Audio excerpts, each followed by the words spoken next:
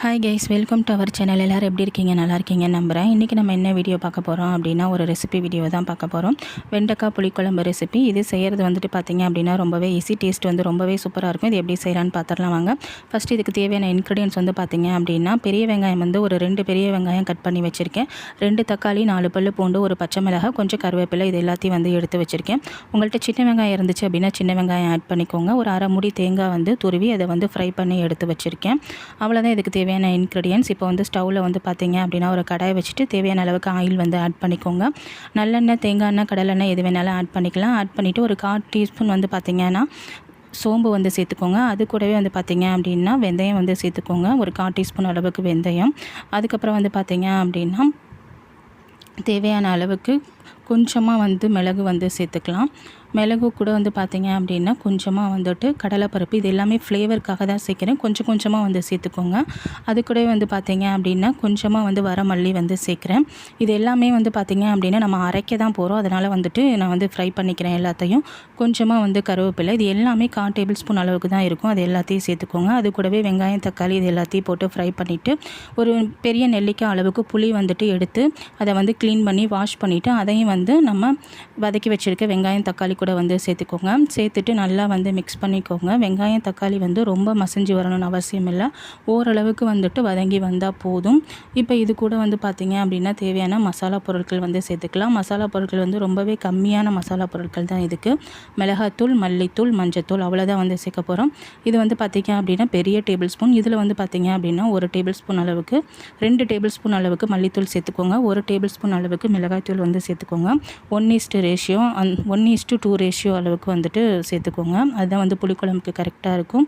அதுக்கப்புறம் வந்து பார்த்திங்க அப்படின்னா கொஞ்சமாக வந்துட்டு நான் வந்து புளிக்குழம்பு பொடி சேர்த்துருக்கேன். உங்களுக்கு தேவைன்னா சேர்த்துக்கோங்க, இல்லாட்டி அதை வந்து ஸ்கிப் பண்ணிக்கோங்க. மிளகாத்தூள், மல்லித்தூள் அதுவே வந்துட்டு போதும். மஞ்சத்தூள் வந்துட்டு லாஸ்ட்டாக வந்து நான் சேர்க்க போகிறேன். அதுக்கப்புறம் நம்ம துருவி வச்சுருக்க தேங்காய் வந்து பார்த்திங்க அப்படின்னா அதையும் வந்து சேர்த்துக்கோங்க. சேர்த்துட்டு நல்லா வந்து மிக்ஸ் பண்ணி விட்டுக்கோங்க. இது எல்லாமே வந்து செய்யும்போது ஸ்டவ் வந்து சிம்மில் வச்சுக்கோங்க. வெங்காயம், தக்காளி வதங்குற அளவுக்கு மட்டும் நம்ம ஸ்டவ் வந்து மீடியமில் வச்சுட்டு வதக்கிட்டு அதுக்கப்புறம் நம்ம மசாலா பொருட்கள் சேர்க்கும்போது ஸ்டவ் வந்துட்டு சிம்மில் வச்சுக்கோங்க. சிம்மில் வச்சுட்டு நல்லா வந்து ஃப்ரை பண்ணி விட்டுக்கோங்க.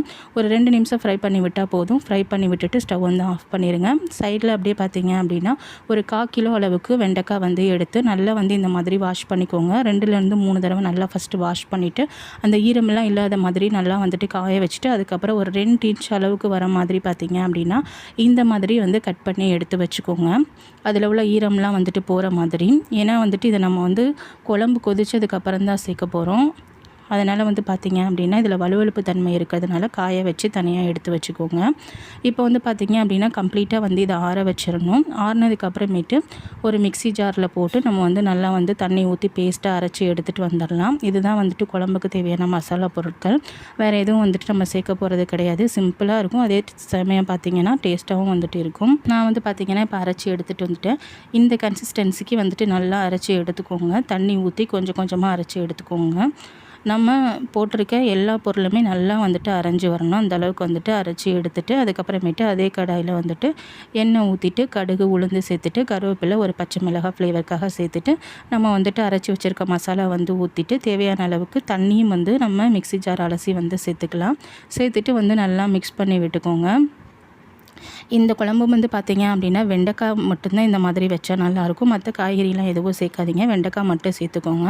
தேவையான அளவுக்கு தண்ணி ஊற்றிட்டு நீங்கள் வந்து உப்பு எல்லாமே போட்டு நல்லா மிக்ஸ் பண்ணி விட்டுட்டு இந்த இது கொதித்ததுக்கப்புறமேட்டு நம்ம வந்து காய் சேர்த்துக்கலாம். நீங்கள் வந்து பார்த்திங்கன்னா ஃப்ளேமை வந்துட்டு ஹையில் வச்சுட்டு நல்லா வந்து இதை வந்து இப்போ கொதிக்க விட்டுறலாம். நல்லா இந்த அளவுக்கு வந்து கொதித்து வரணும். கொதித்து வந்ததுக்கப்புறமேட்டு நம்ம கட் பண்ணி வச்சுருக்கோம் இல்லையா, அந்த வெண்டைக்காய் வந்து சேர்த்துக்கோங்க.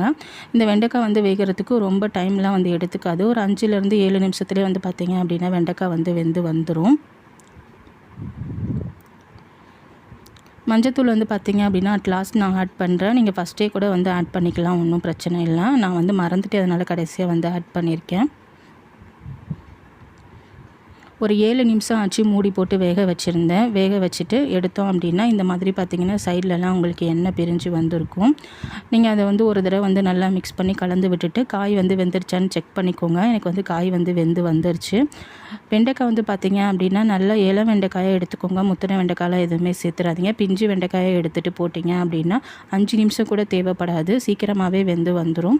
இந்த மாதிரி எண்ணெய் பிரிஞ்சு சைடில் வந்ததுக்கப்புறமேட்டு காயும் வெந்து வந்ததுக்கப்புறமேட்டு ஸ்டவ் வந்து ஆஃப் பண்ணிடுங்க. உங்களுக்கு மல்லி இலை ஃப்ளேவர் பிடிக்கும்னா வந்து லாஸ்ட் வந்து ஆட் பண்ணிக்கோங்க. பட் புளிக்குழம்புக்கு மல்லி இலை சேர்க்கணும்னு அவசியம் கிடையாது.